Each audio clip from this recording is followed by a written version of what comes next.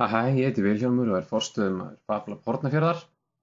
Við ætlum að læra SketchUp Make í þessu myndbandi. Þegar við erum búin að smella á SketchUp, þá opnast þessi gluggi og við þurfum að velja template.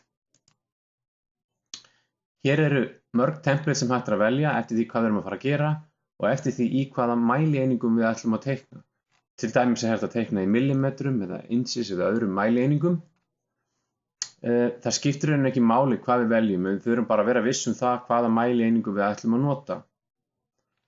Til dæmis eins og ég nota þetta hérna mikið woodworking millimeters. Þó ég sé rauninni ekki að fara að vinna í einhverju sem tengist tréverki, þá skiptir það ekki máli. Smellum á Start using SketchUp. Þegar SketchUp opnast í fyrsta skipti, þá vantar hérna vinnupalettuna. Við þurfum að fara í View og Toolbars og smella hérna á Large Toolset og Close. Þá erum við búin að fá þessa hérna vinnupalettu hérna niður. Ég ætla að byrja því að stilla sjónarhornið með því að fara í Kamera og Standard View og ISO. Svona. Grunnvirkni SketchUp er að geta búið til tvívíð form og dregið þau hratt yfir í þrívídd. Smellum hérna á búin til ferhyrning, smellum á Push-Pull tool og lyftum upp og búin til þrívíddina. Þetta er grunnurinn í SketchUp, en til þess að geta teikna flóknar hluti þarf maður aðeins að kafa dýpra. En til þess að geta teikna það sem við viljum þá þurfum við að geta fært okkur auðveldlega í vinnuumhverfinu. Smellum hér og hérna getum við fært okkur til hliðana og undir og yfir. Með þessum takka getum við fært okkur til hliðar og upp og niður. Með þessum takka getum við fært okkur inn og út. Ok, við getum líka nota skrolltakkan á músinni. Ef ég smelli á músat á hjólið og ýti því niður þá er það sama virkni. Og ef ég held Shift inni þá get ég fært hérna til hliðar. Þannig að við erum líka með þessa flýtihnappa á músinni. Ok, skoðum aðeins næst. Það eyða þessu, ít og delete, bara aftur í Camera View og Standard View og ISO.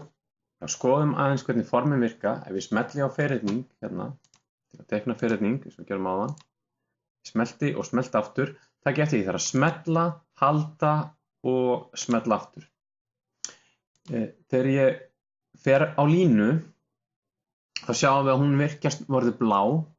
Ef ég eyði með því að smella á Delete á lyklaborðinu núna, þá opnast línan, hún fer, ég eyði línunni og öll fyllingin fer innan úr forminu. Til þess að fá aftur fyllingu inn í formið þarf línan að vera fullkomnuð eða lokuð.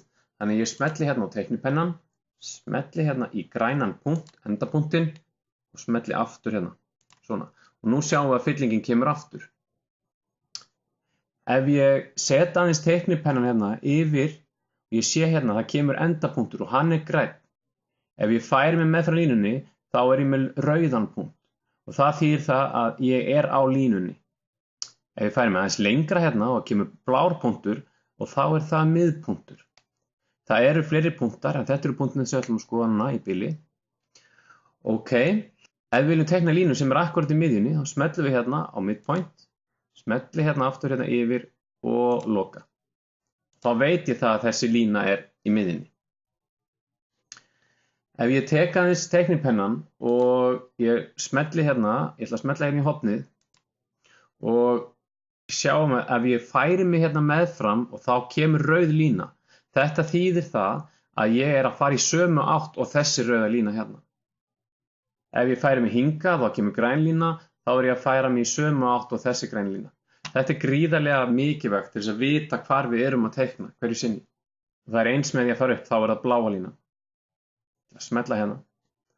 Ok, ef ég fer hingað og ef ég legg hérna til dæmis bendilinn, ég smetla ekki á endapunktinn og lyfti upp, þá kemur brotalína og þið sjáu að brotalínan er blá og nú hakast hún við rauninni, þá er ég með 90 gráða horn og ég get smelt og ég smetla aftur til þess að loka forminu.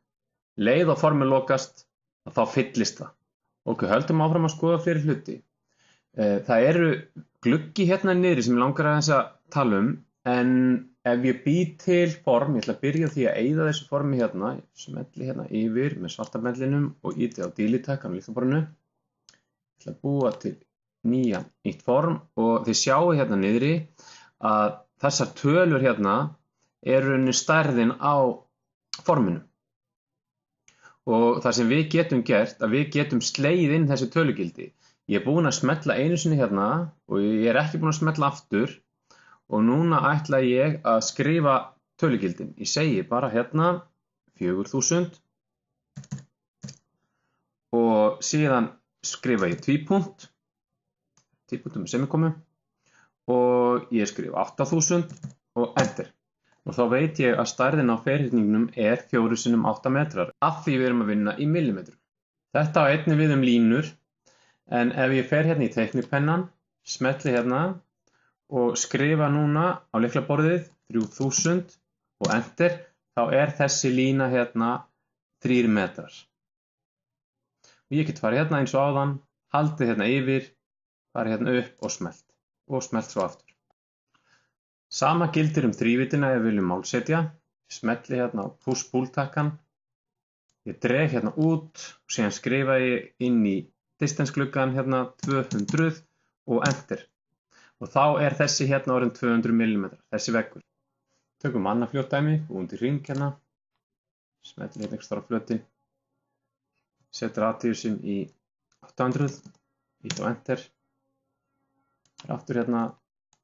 Dreg hérna út 950, enter. Ok, þá erum við aðeins búin að skoða hvernig á málsetja. Hér er málband sem þetta er að smella á, tape measure tool.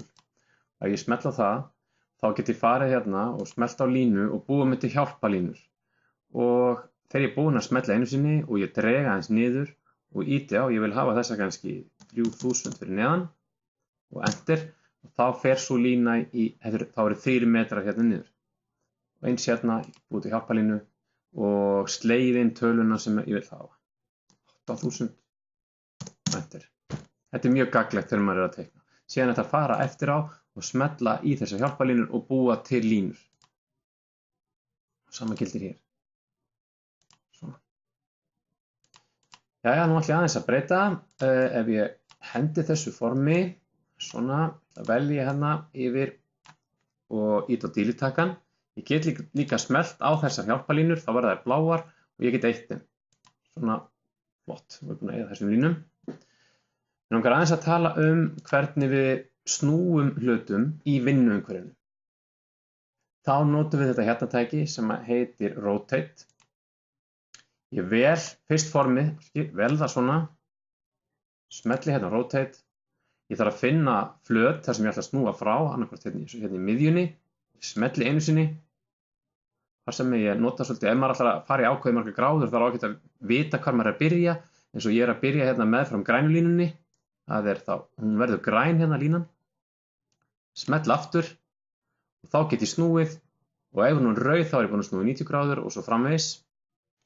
En einnig get ég farið hérna niður í angul og ég get slegið inn tölunar gráðurnar, eins og bara 60 gráður og enter. Þá er ég búinn að snúa þessu 60 gráður. Gera Ctrl-Z, fara aftur tilbaka. Ok, ef ég vil færa þennan hlut í vinnuumhverfinu, þá velja hann, fer í Copy Move tool hérna og ég bara finn mér punkta sem ég vil færa hann frá. Ég get smellt hérna á hann og ég get líka notað gluggann hérna niðri í hægra horninu, distance gluggann, með því að slá bara 4000, enter. Þá er ég búinn að færa hann 4 metra. Þessi hérna aðgerð er bæði Move tool og Copy tool. Ef ég smelli á hlutinn og vel hann aftur og held inn í Ctrl-takkanum, þá fjölfalda ég hann. Svona. Ég fjölfalda hann og ég get líka notað distance gluggann. Ég sleppi núna hérna Ctrl-takkanum og ég ætla að skrifa hérna 13.000 bara, eða 14.000 og enter. Þá er hann akkurat 14 metra frá. Þar sem að þetta myndband er að vera allt og langt, þá ætlum við að halda áfram í næsta myndbandi. Takk fyrir.